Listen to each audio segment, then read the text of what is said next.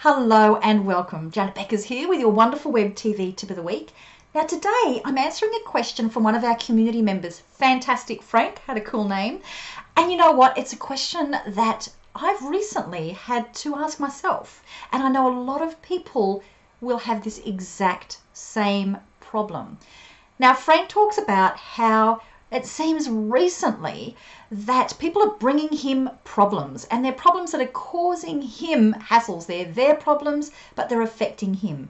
People who he relies on to, to provide the services that support him making his income, and they're letting him down. They're making their problems become his problems.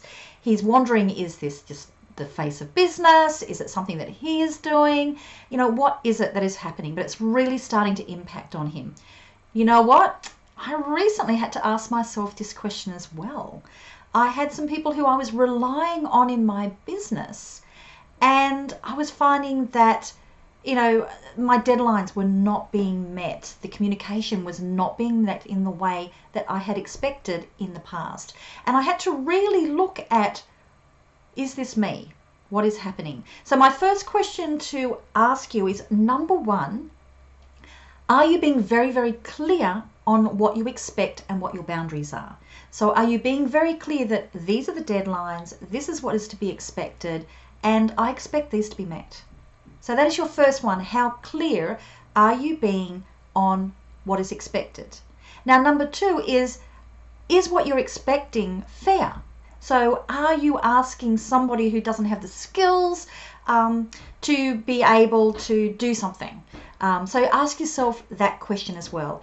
If you're not sure, ask them, is this something that's putting you out of your comfort zone? What can we do to make sure it's going to work? Now, if you have made sure that this is not a problem that is coming from your end, and yet you're still being let down, then what you need to look at is, what are you going to expect? Do you accept mediocrity? Do you accept being let down?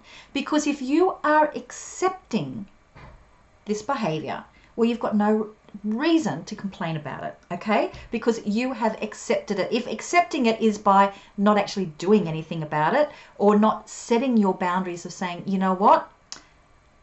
This is something you're going to have to work out because it's affecting me. So if this is your problem, I'm sending you the love, I'm sending you the support, what can I do from my end? But ultimately, this is my needs, these are my boundaries.